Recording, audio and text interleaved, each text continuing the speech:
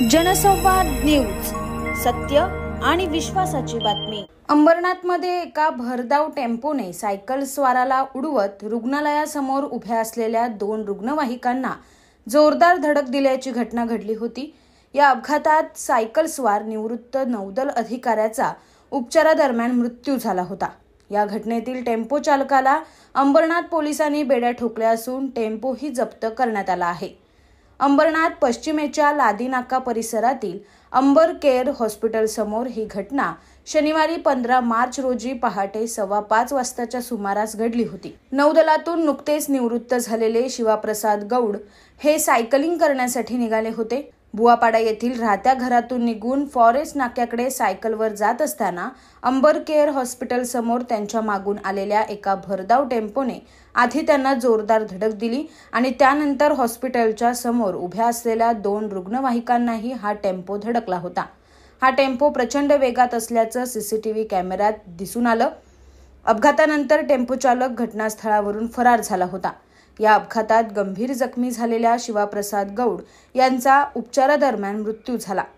या प्रकरणी अंबरनाथ पश्चिम पोलिसांनी फरार टेम्पो चालकाचा शोध घेत भिवंडीतून त्याला अटक केली आणि टेम्पोही जप्त केला आहे। अंबर केअर हॉस्पिटल या ठिकाणी सकाळी पहाटेच्या सुमारास एक अपघात झाला होता। एक चालक होते मॉर्निंग वॉक करणारे, तर ते पायी जात होते आणि अंबर केअर हॉस्पिटलच्या समोर एका टाटा टेम्पो चालकाने त्यांना धडक मारून अंबर केअर हॉस्पिटलच्या 2 ॲम्ब्युलन्स यांनाही धडक मारली।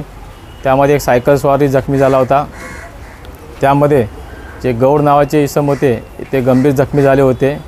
त्यांना प्राथमिक उपचार इथे लोकल हॉस्पिटलला केल्यानंतर त्याला फोर्टिस मुलींड हॉस्पिटल या ठिकाणी नेण्यात आले होते आणि दिनांक 20 रोजी ते मयत झालेले आहे। तर हा अज्ञात चालक होता। टेम्पोचा नंबर वगैरे काय नव्हता। भिवंडी या ठिकाणी जाऊन यातील आरोपी आहे अभय बजागे यास त्यांनी पोलीस स्टेशनमध्ये आणले आणि सध्या आरोपी आपल्या ताब्यात आहे व त्याला मान्य कोर्टाकडे हजर करणार आहे। सदर आरोपीने त्या जे गाडीचे नंबर वगैरे होते सर्व त्याच्यावर काय डिझाईन होती ते पुसली होती, परंतु पोलिसांनी चांगला तपास केला आणि त्याचा बरोबर शोध घेतला। आरोपीने कबूल दिलेली आहे। सध्या तो पोलिसांच्या ताब्यात आहे।